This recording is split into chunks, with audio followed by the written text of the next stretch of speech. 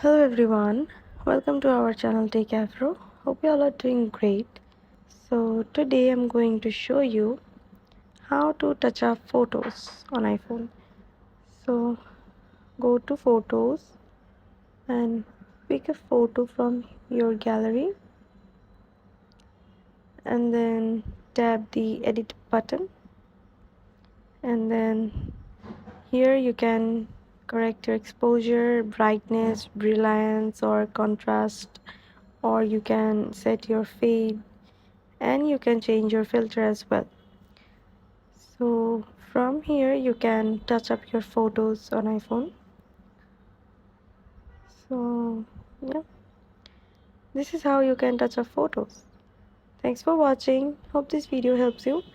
Don't forget to subscribe to our channel and don't forget to hit the bell icon button.